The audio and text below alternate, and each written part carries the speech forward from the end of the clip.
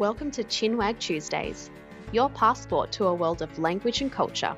Hi everyone, welcome to another episode of Chinwag Tuesdays. I'm Amanda and today's special guest is Natalie. Originally from the UK, she has been living in Australia for 9 years. She's a career counsellor and workplace communications trainer. So thank you so much for being here, Natalie. I'm really excited.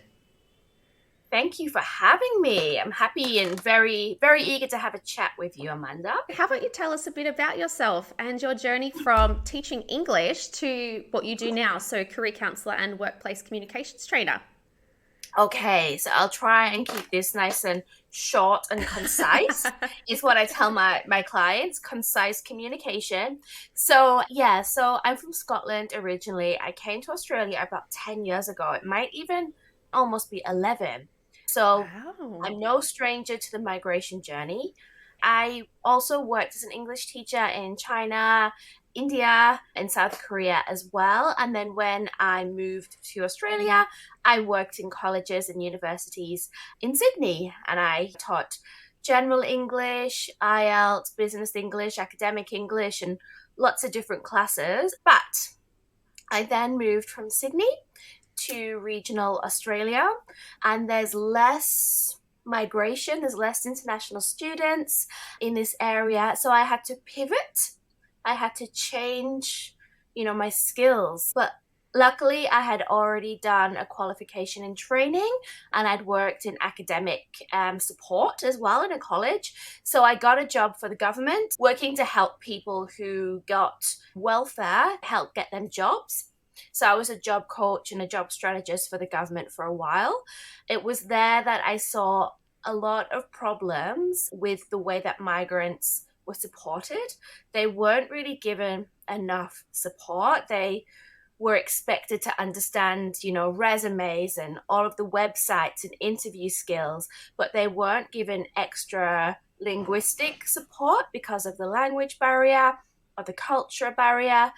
So I realized that there were a lot of problems. And similarly, with international students, a lot of my students, they didn't understand about resumes and they were working in really low paid jobs, sometimes illegal wages in Australia. So I realized that there was a big problem.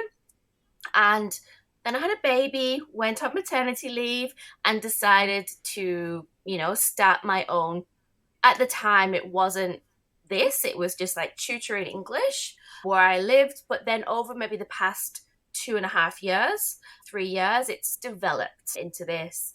So I focus on English communication and career counseling, but for migrants and international students, because I have a lot of understanding, about the journey and about what the challenges are and the goals as well. So that's kind of a summary version. Wow, that's so interesting because this is my first time hearing all of this. So it's really, really exciting to hear it. But that would have been quite a change to go from Sydney to regional Australia. Regional Australia, is that much different to where you lived in Scotland? Good question. It was different to where I lived in Scotland because in Scotland I lived in a city as well. Right. Yeah, so it would be really different. Yeah, but where I grew up in England when I was young, it's quite similar, small town. Okay. Everyone's friendly, but there's less opportunity for jobs and that type of thing. However, worth saying that I do work with people to move to regional Australia because there's a huge skills shortage across regional Australia right now, especially for engineers. So, it's definitely worth considering in specific industries in particular. Yeah. Okay. And so would you say that your main kind of client base at the moment are engineers, or do you have a broad range of clients across different industries? It's broad. Yeah. I do get a lot of engineers, but it's pretty broad. There's, marketing, data, IT, marketing, advertising, communications, just thinking. Environmental. There's quite a few environmental consultants at the moment as well. Yeah. Yeah, interior designers, architects. So it's quite broad, and every industry is different in Australia as well. So I don't know everything about every industry, so I'm always trying to understand the best way to target jobs, the best way to help people network. So I often reach out to my connections to Okay, pass details on as well. great. All right. So tell me more about working for the Australian government. So, do you think Ooh. your experience kind of helped shape your approach to what you do now? What kind of things did you learn from it? Definitely. So I've gone back to university recently to do a graduate certificate in career counseling because I Hmm. felt a bit like an imposter Oh, because yeah. I know all of this. Been Yeah, there. yeah, yeah. You know. But like That's why I did my diploma. yeah, right. It's like Australia. They like the pieces of paper, but Mhm. yeah, I know all of this. You know, I've got courses in interview skills, communication, resume, job search strategy, LinkedIn, networking, etc. And all of that I learned through working for the government. Not Mhm. necessarily all from training, but from self development. So, you know, in Yeah. Australia, like I try and tell my clients, is you have a problem, you have a solution. You need to try and find the solution to the Yeah. problem. So, you know, it's kind of fixing my problems and, you know, working through them. And I thought that career counseling would be similar, but it's actually Mm. completely different. So, career counselors wouldn't necessarily be able to teach you the interview skills or help you with your resume or the confidence Okay. in understanding your achievements. It's a lot of Yeah. like therapeutic and counseling approaches, like helping Mm. people to feel more confident and make decisions. So it's actually Yeah. totally different. And I actually love it. I really do love the course. And I think it's going to be so great for me for development. Mhm. But it's very different to what I already do, which Okay. is something I didn't realize. So, Yeah. to answer your question, yes, absolutely. So, with my job, I did a couple of different jobs. So, I did career transition facilitator, Mhm. which would be, you know, training, but also managing a regional program to help people transition from not working to getting a job.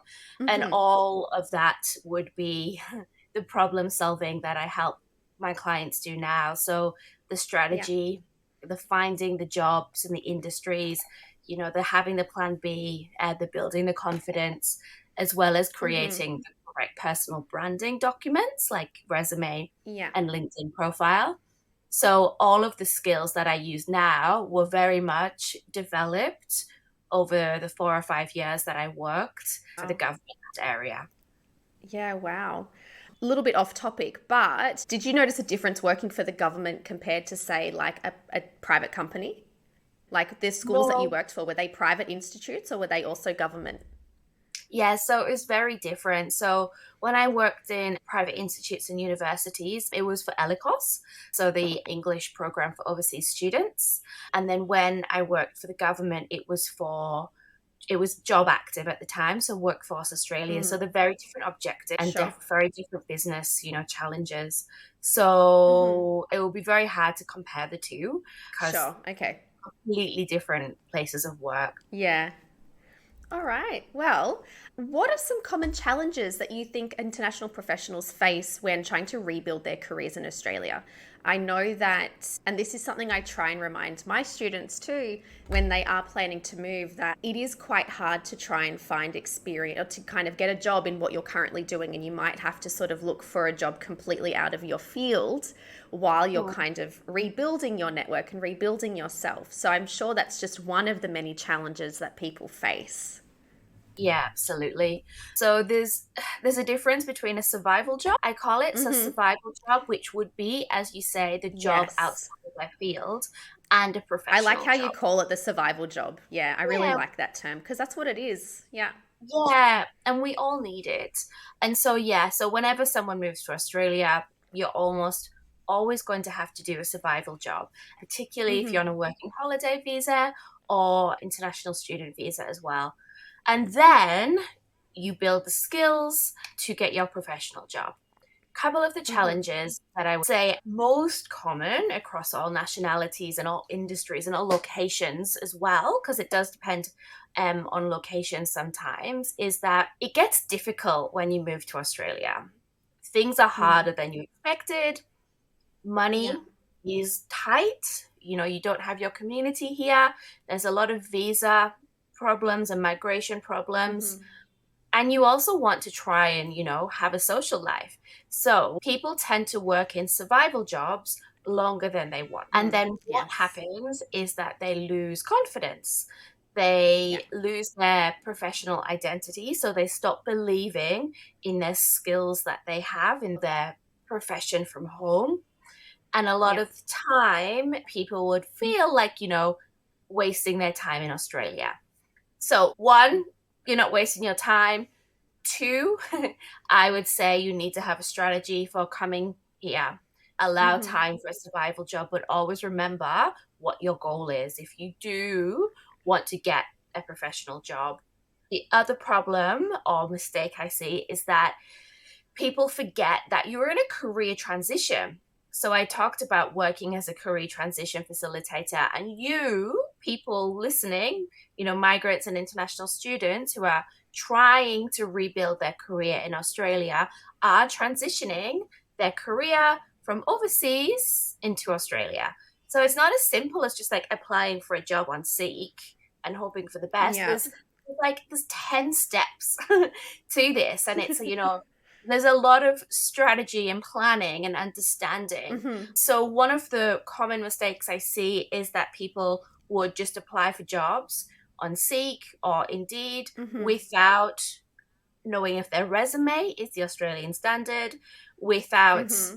knowing if it's the right job, without thinking about their visa status, without Mm-hmm. having their achievements on their resume, without having a cover letter that's good enough. And they would do this again and again and again and again, and it would lose more confidence. Yeah. Yeah. Okay, so what I'm saying is the biggest mistake is to not plan first. I don't think I actually answered the question. So some of the some of the problems is loss of confidence and Mm-hmm. not feeling ready, Yeah. not feeling confident enough after some time of doing survival jobs or getting rejected, and Yeah. that is the reason that happens. Mm-hmm. Local experience as well. So Australian Yes. employers often really want local experience, particularly in IT, any tech role or anything related to data and Yeah. leadership positions as well. Mm. So try and get local experience, volunteer as soon as you get here, even if it's a couple of hours Yeah. a week. Get Yeah. that local experience, be Mm-hmm. proactive about it. Another Great issue would be advice. visa.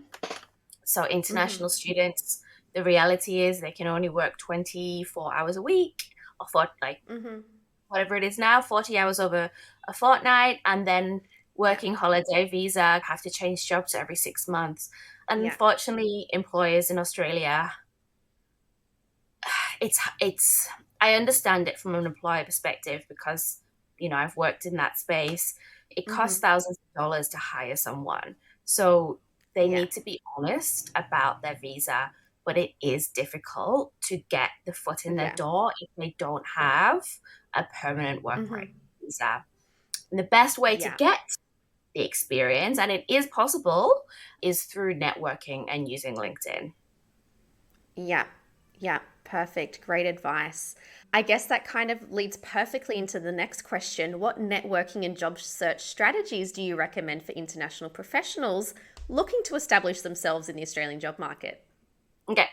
So a few different ones. So LinkedIn is almost essential, Mm-hmm. particularly in the corporate in like the corporate environments. Mm-hmm. Less so in community services, aged care, jobs like that. It's less used.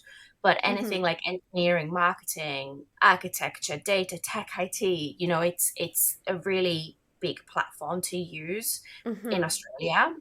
So it's not just having a profile, you need to make sure that your profile is written well for Australia and it has Mm-hmm. keywords in as well so that people can search for you. But Yeah. then you also need to connect with people on LinkedIn. Yeah. So Mm-hmm. LinkedIn uses an algorithm. So the more you connect with people in your industry, the more you like pages in your industry or join groups in your industry, the more LinkedIn will show you different things about your industry. Mm. So go and Okay, good to do, know. research like that and reach out to people, recruiters within your industry and general recruiters, recruiters or companies in your area, If there's a company that you really want to work for, connect with people that work there. You've got nothing to lose. Yeah. Just reach out to people who do the same job as you as well.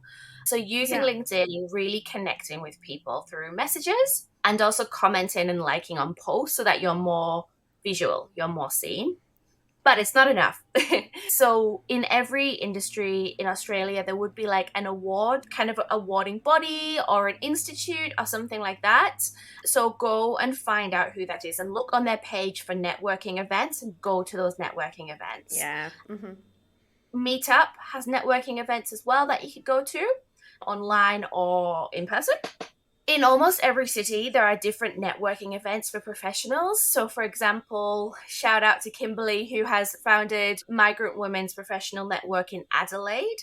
So that's they meet every month for a workshop, and it's women from all across the world who have migrated to Australia and they live in Adelaide. Yeah. And there's initiatives like that almost in every place in Australia. So just do some research. Facebook group and also LinkedIn groups as well. Open it up a little bit to not just, Brazilians in Sydney or, Thai in Sydney. Make sure it's people from other nationalities as well. So look for your specific industry. And just really get yourself out there. It's terrifying. I am aware of it. I'm a hypocrite when I say this because I'm really not great at networking. I'm really nervous about going to events and promoting myself. But you've got to stretch your comfort zone. You've got to I love that phrase. I'm not taking responsibility for that. That was Koon, who is an executive coach. Yeah, she's an executive coach, and I interviewed her for my interview series, Ask the Expert series, and that's what she said. Because I would always tell clients, just push yourself out of your comfort zone. And then she said, you can't do that. You can't push yourself because it's too scary. It's too much at once. Yeah. And she said, stretch it. So, if you stretch 20%, 30% every time, then gradually you'll be out of it. So, I love it too. Absolutely love it. So stretch your comfort zone and do something that scares you like every week or every couple of weeks or every month. Yeah. I remember you telling me about the phrase stretch the comfort zone when we did our Ask the Expert series. And I've started using that with my students too, especially when they say, oh, I don't know how to small talk. I'm really nervous. And so I'll say, stretch your comfort zone. Start off with a cashier at Woolies. Don't go through self-service. Go and buy a loaf of bread. The interaction's going to be quick. It's their job to keep the conversation going, and it's going to be very quick, but that's going to stretch your comfort zone a little bit to start talking to local people. Yeah. Absolutely. And it is scary. It's nerve-wracking, but it's got to be done. I've never worked in India. I've never had a professional job. I've never really gone to networking events here at all either. But I am learning the local language, and for so long, I didn't even speak to my in-laws in Hindi while I was learning because I was so scared to make mistakes and I was so scared to try. Yeah.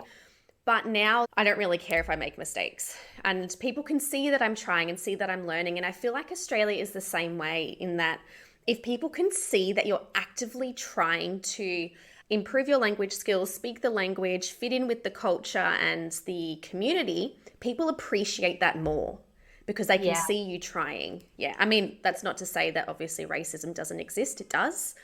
But for the most part, I mean, for what I think as an Australian, but I'd love to maybe get your input as someone not from Australia. Most of the time, I think as long as people can see that you are trying, that usually they're helpful. What do you think? I agree. I do agree. And generally, out and about when you're doing your shopping or something like that, people would be helpful. With the Australian workplace, I mean, the reality is you're not going to get a job unless you do have intermediate language or above. Not a professional job, at least. You would have to build your English skills in a survival job for a while.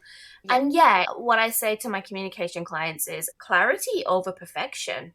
So something I hear all the time is, I need more grammar. I need more vocabulary. And look, you possibly do, but also communication skills. And this is why I focus on communication skills now with a bit of English involved as well. But the objective of business English or professional English is to be understood. And that is the Yeah. most important thing. So if you want to use simple vocabulary, you can absolutely do that. So I think in terms of being accepted in the Australian workplace, a big focus on clarity and on trying as well, as you say. And I think generally for the bigger part, yeah, absolutely. And look, there is workplace discrimination, there is hiring discrimination, and that's a whole different topic for a podcast. Yeah. So I think I always like to say that, I have a lot of beautiful, happy success stories from clients, but I've also heard some not very nice ones as well. But Yeah. I think the thing to remember is that your first professional job in Australia might not be perfect, but it's a stepping stone. So if you Yeah. get offered a job and the workplace isn't that nice, and it might happen, you don't have to stay there. Once you get that experience and that resume and that Yeah. reference, then you are already so much better off than, Yeah. where you were a year ago or so. Yeah, definitely. And, I think that's one of the things that is really great about Australian workplaces is that there is no kind of loyalty culture to your workplace or your manager or your company. Whereas in a lot of Asian countries, there is that kind of culture that you have to be loyal. Once you start in a Yeah. company, you're there for life. In Australia, Yeah. if you don't like your job in your probation period, see you later. Yeah. So I think that's one of the things to sort of keep in mind as well, that exactly like you said, once you get that experience, you get the reference, you build up those skills, it's completely okay to start looking for a new job. You don't have to stay there. They don't owe you anything. You don't owe them anything. Absolutely. I was just saying on Saturday in a workshop I did about mutual respect, and I'm really big on mutual respect. And I think generally in Australia, mutual respect, so respecting each other, is really important. So at work, you have to remember that they should respect you as much as Yeah, you respecting them. So if you don't feel that respect, it's a sign that you should be starting to look for a new job. definitely. 100% agree. All right. So you mentioned success stories. Tell me about some of them. I know you don't like marketing yourself, but I want to hear some. I'm just not very good at it. Yeah. So I won't give names just for obviously privacy Of course. reasons, but some of the success stories, I'll tell you a story about success, which also includes failure with it. Not failure, Sure. no, it wasn't failure, not at all. But it also includes a bad experience. So one of my clients, I worked with her maybe about a year and a half ago originally, and we worked together to build the skills in the career community and build resume, interview skills, strategy, so that she knew exactly what she wanted to do as well. And I helped to build her confidence with communication and that type of thing as well. And Yeah. she got offered a job. She was very happy about this because she realized within that time that she wanted to work with a community services organization, and the job was in a community services organization. Great. I didn't speak to her for maybe about 8 months because she was working, etc. And she contacted me and she was very upset, and she said that she was having a horrible time at work due to workplace discrimination. And I won't go into too much detail about that, but it was just a really horrible situation that really hurt her confidence. And she lost a lot of confidence in her ability to do her job, and trust as well in people and trust in Australia. So we Yeah. started working together again on job search, but I was trying to go slow with her because she needed to process, and she spoke to a therapist and things. She then got another job, but it was only part-time. But that job built her confidence up again, because the difference is that her current workplace were open and respectful. There was mutual respect, and her manager had very good communication skills. And that's why communication skills is important.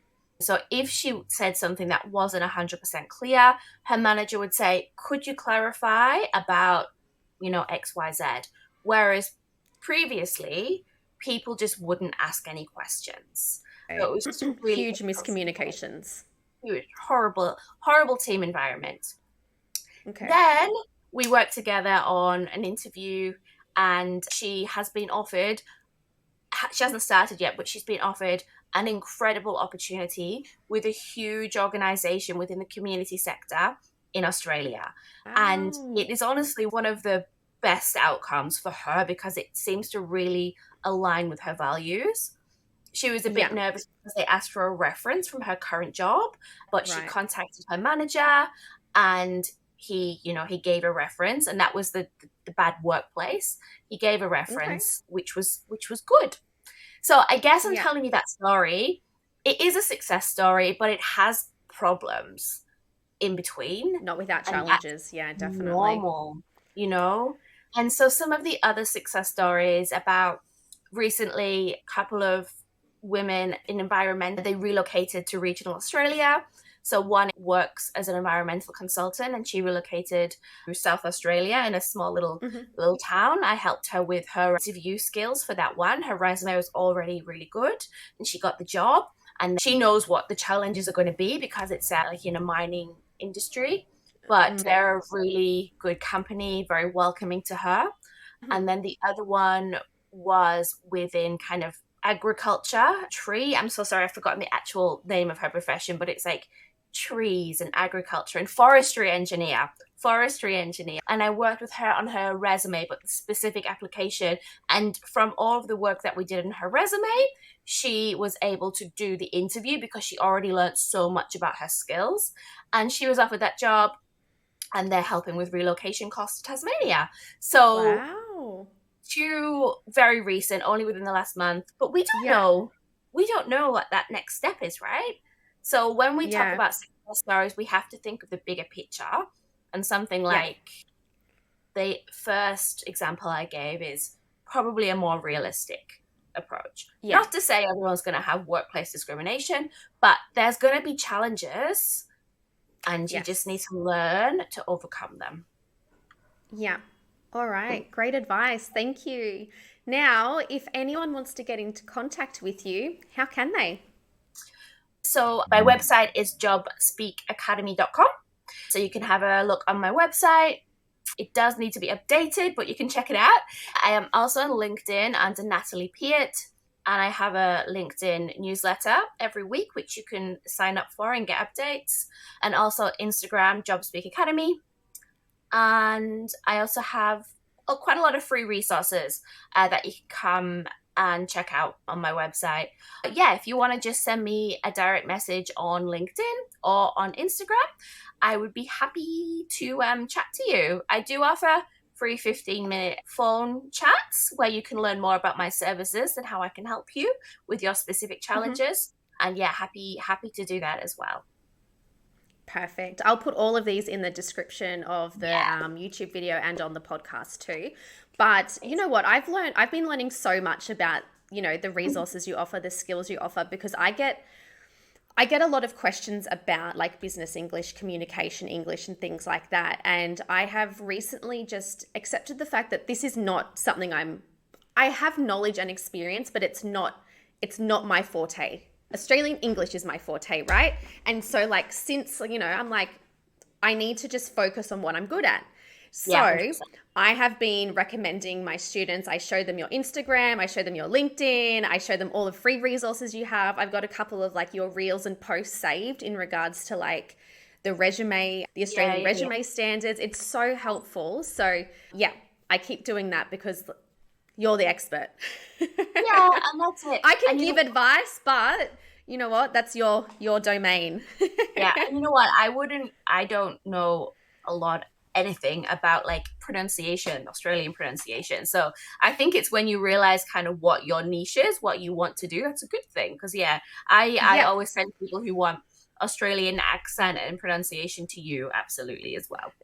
Yeah, yeah, it works out well, and I think that's what I really love about, I guess, most of the Instagram community is that, I think we've all kind of figured out, what we're good at, and we can kind of work together, and I don't feel like there's no jealousy, there's no kind of, working against each other, and I think the more that we Yeah, can work together, we can provide, like, all together, we can provide a really, really great service because we yeah, all focus on different aspects of Australia as a whole, basically. Yeah, absolutely agree. Completely agree. Yeah. Yeah, great. Well, thank you so much for joining me today. I've learned so much, and I think a lot of like whoever listens to this is going to get a lot of really useful information. I hope so. Well, thank you for having me. And yeah, if anyone has any questions or wants to chat, then just reach out to me. I'm always happy to chat. Great. Thank you so much. No worries. Bye.